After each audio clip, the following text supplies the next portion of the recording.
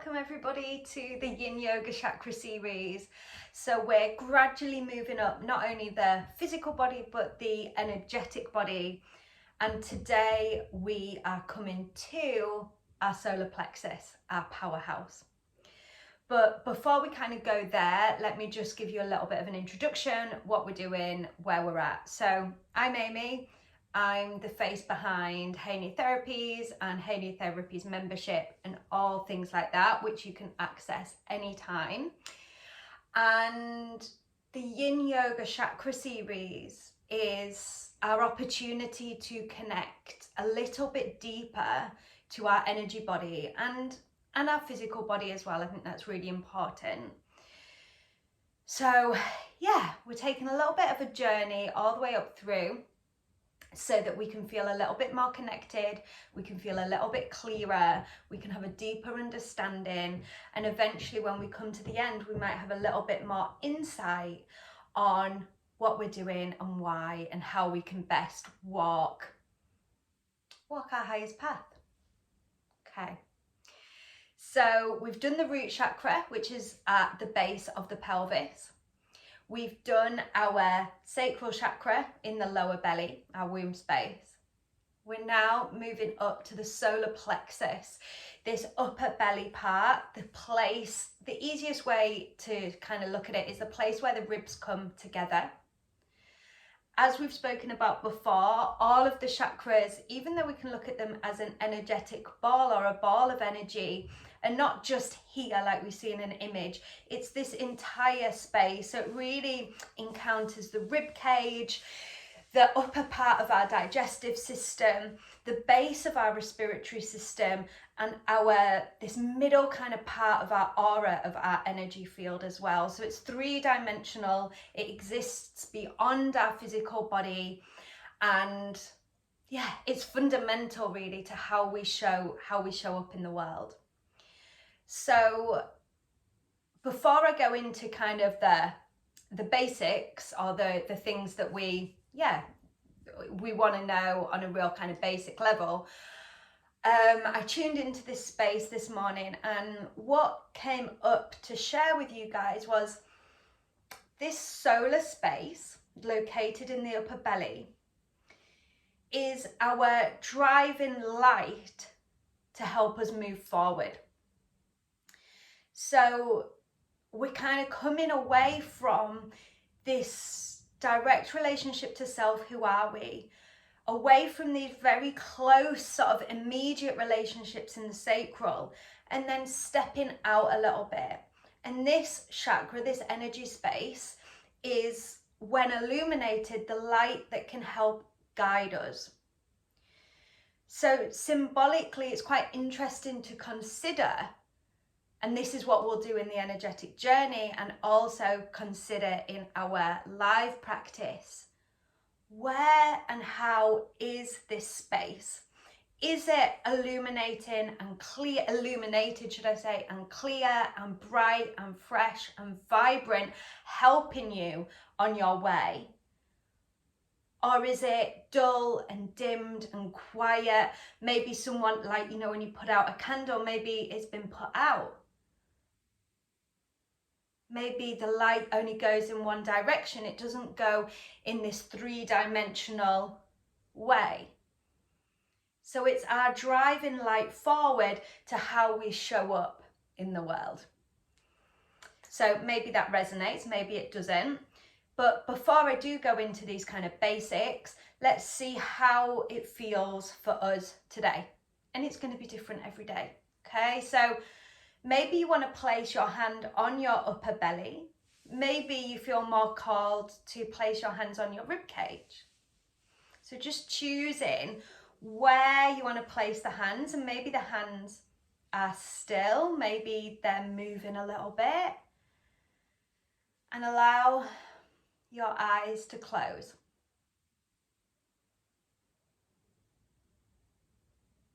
Just allow your shoulders to soften wherever you are.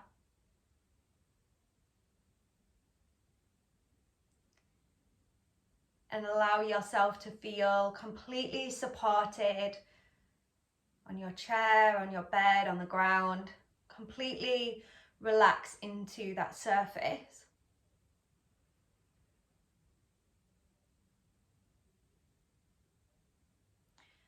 And just take your attention, your focus now down into the space where your hand is.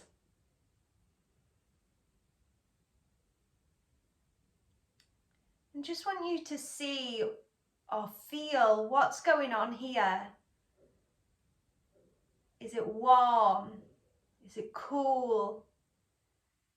Can you feel the breath? Do you get the sense of any resistance or restriction?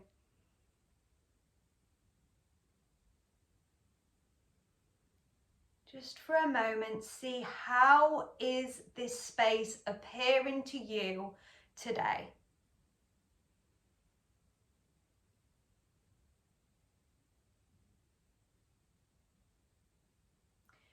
And then with that awareness, we're just going to take 3 full breaths into the 3-dimensional space of the solar plexus. And we're going to breathe in through the nose in a moment and out through the mouth as if we're blowing out candles. So when you're ready, breathing in fully to this solar space and really slowly out through the mouth.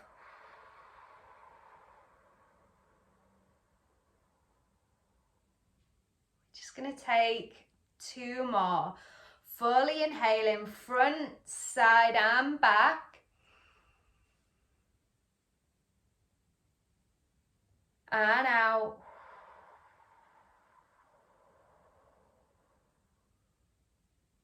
And 1 more. Inhale. And exhale. And just have a little wiggle. Maybe you move your hands on your solar space slightly and open your eyes.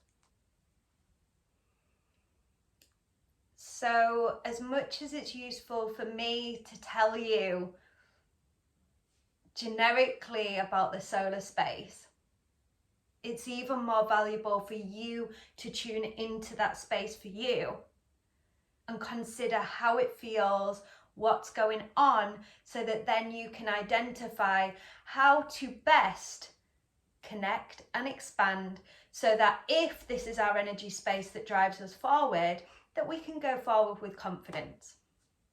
Okay. You might notice with this space, this is an easy one to kind of see on others when this space is blocked, when it's vulnerable, when we're not showing up, because body language says a lot. So often we see people folding their arms and sinking back, covering up and protecting that space, maybe not knowing how to show up in the world, or feeling vulnerable or unsafe to do that.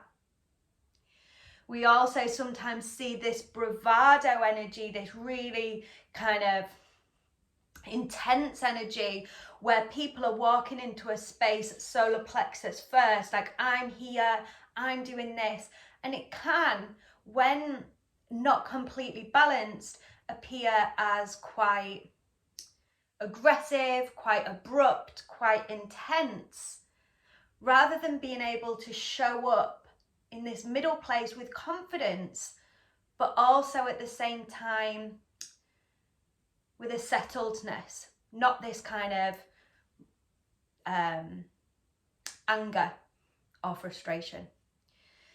Okay, so we've connected in with our space. So some of the facts, I say facts, I don't know, can we call, yeah, they're absolute facts to me. Because they reside within truth for me. So the colour that we associate with the solar plexus is yellow. And the planet, or the astrological connection, is the sun. And this is why this space is our powerhouse. It is our own physical sun. And we can consider and connect directly to the physical sun to aid charging up this space. It's our sun, it's our illumination, it's connected to the element of fire, that of transformation. And that makes sense that when we are in the shadow of this transformative fire, of this sun energy, it can roll and bubble over into anger. So we want to stay in balance, and we want to do our own personal practices that help us stay relatively centered, even though we're naturally meant to ebb and flow, but we can stay relatively centered through that process, if that makes sense. So we've got the location, we've got the color, we've got the element, and the archetype, or the animal archetype, that is often associated with this space is the lion or the lioness. Another archetype can be the warrior or the warrioress, stepping forward with purpose. Stepping forward with purpose. And symbolically, it's also really interesting to consider this as the strength of your stem, or the, what do you call it? Like the main trunk of a tree. This is the strength in this growth, in this going place. We have our roots in the base. We plant our seeds in the womb, and we want to grow through the stem or through the trunk of the tree with confidence. And that's this space. That's this space. And when this space is in balance, we can make decisions, clear decisions on what is best for us. We can put healthy boundaries in place. We can roll through change. And we can show up confidently, but without that anger, but just feel comfortable in a space if we know that we're following our own path and our own truth. We have the ability to stand tall physically. Like I was saying around this body language thing, when we're struggling to show up, often the body slumps.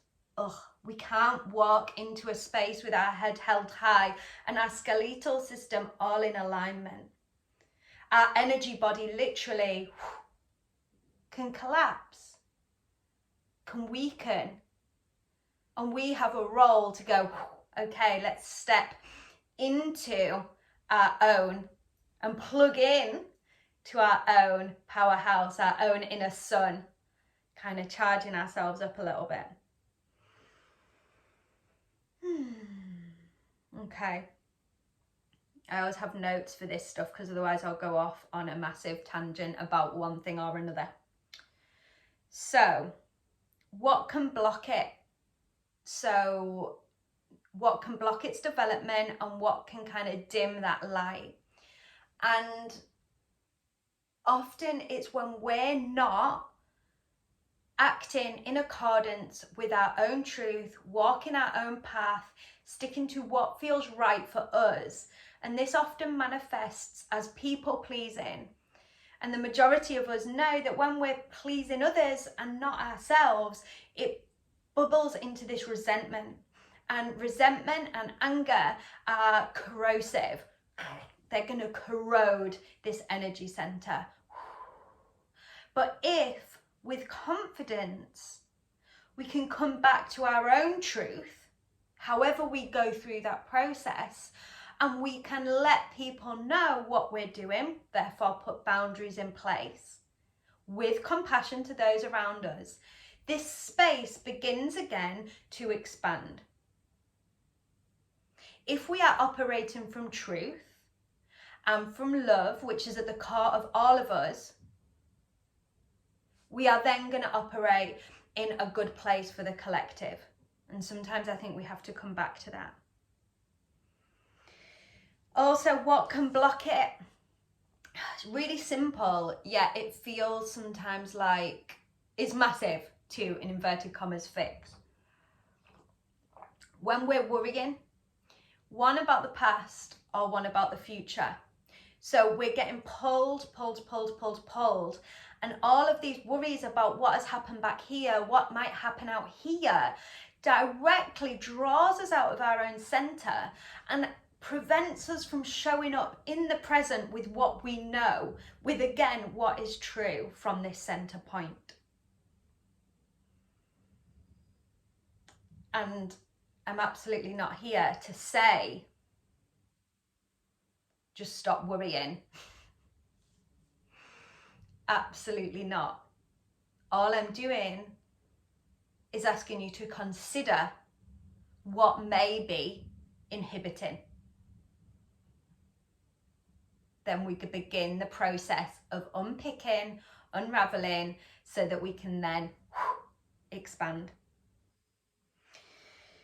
Another way this space can be blocked is by a situation that maybe happens in your life or in childhood that prevents you from being able to listen to your own inner guidance system, for not being able to make your own choices, make independent choices, to learn from your own mistakes. Because when we're in a situation, maybe it's a family environment, or maybe it's a schooling environment that inhibits that, this space doesn't develop. This space is about independence. The sun, the strength of the sun, of you independently moving forward. And if you don't practice making independent choices, therefore making independent mistakes and learning from them, going through the consequences, picking yourself up and going again, then this space doesn't know how to operate. Because just like a muscle, like if you didn't walk, you'd lose the ability to walk. You know, we're not operating from there. So it's just another thing to consider. So, as I already mentioned, the best ways to connect, drop your awareness in, place your hands on that space and consider how this space is feeling. Breathe into it. If you can hear quite a lot of noise, the bin men are coming past. Just FYI. Journaling. It depends on how you feel about writing. So I'm not a massive journaler. I go in ebbs and flows. But for those of you that like to journal and write, considering, are you operating, working, living from a place that feels true to you? Just considering that, just asking yourself, do these things feel true? I'm not asking you to find any answers. Just consider, does this feel right for you? We can connect with crystals such as citrine, jasper, and I've actually put down here, it would be more commonly associated with the root, carnelian. But the power of carnelian is that it builds confidence and courage and strength. And I think for a lot of us, we need those elements to strengthen this space. So when we're practicing to show up in the world, maybe we're trying something new, we're going to speak at a certain meeting or a conference, or we're going for a job interview, we need this space to be working, because we don't want to walk in with a big slump and our head down. We want to walk in with confidence.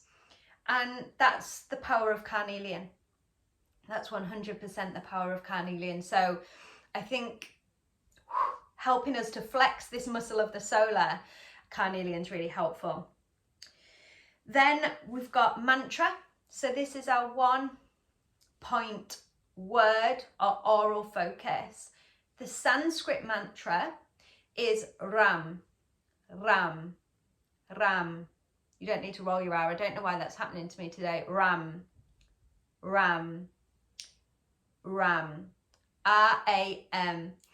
And I find this curious. So the way the seed mantras, the Sanskrit seed mantras, are the sounds, therefore the resonance and the frequency of that chakra. So that's how that works. It's the same resonance, the same frequency, therefore it stimulates that energetic space. But what I just find interesting, because obviously I've not grown up speaking Sanskrit, or even know that much about it really, that ram is this drive forward. A ram is the symbol of Aries. You know, Aries is linked to Mars, linked to fire, this drive. So this ram, ram, ram. And you can even place your hands on the solar space as you're repeating this mantra and just see how that feels for you. Give yourself, put a timer on for 3 minutes, 5 minutes. See how that feels for you. I've already spoke about the archetype of the lion, so you can call in lion spirit. What medicine, or when you imagine a lion, what do you get? What do you see? What does that spark within you?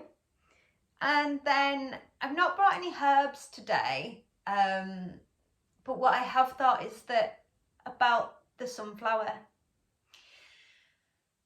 Just the image of the sunflower and imagining that in the solar space is quite poignant. And I also think, you know, when you look at a sunflower, the stem is so thick. And when we're talking about strengthening our stem, that kind of being the place here, this how we grow and how we show, that sounds really cheesy, the strength of a sunflower's stem. So I think that's quite symbolic. So they're the main ways which we can connect. If we want to show up with truth and with confidence, it's really important that we work to connect to this space. On Friday, the 21st of October, 7 till 8 p.m. BST, so in the UK, we will be going through our Yin Yoga session, 1 hour Yin Yoga, slow, steady stretches to connect to this space, to help to clear this space physically. And then also on Friday, from the same time, the energetic journey will be uploaded onto the membership portal. So we always do, in this series anyways, we do the physical first, physically connect. Well, actually, we're connecting to the brain now as we chat. Physically then connect to this space with our yin. And then after that, you know, you've got 2 weeks to take part in the energetic journey, which is gonna be a little bit more symbolic and connect you in to this light so that we can brighten it, which is gonna help you step forward with a little bit more courage and confidence. So if you have any questions, obviously pop them below or drop me an email. I'll pop the information in the bio here about the journey and about the live session. Yeah, I think that is everything. So the light's been a bit wild today, hasn't it? It's like, yeah, interesting. All right, have a beautiful rest of your day and yeah, speak soon.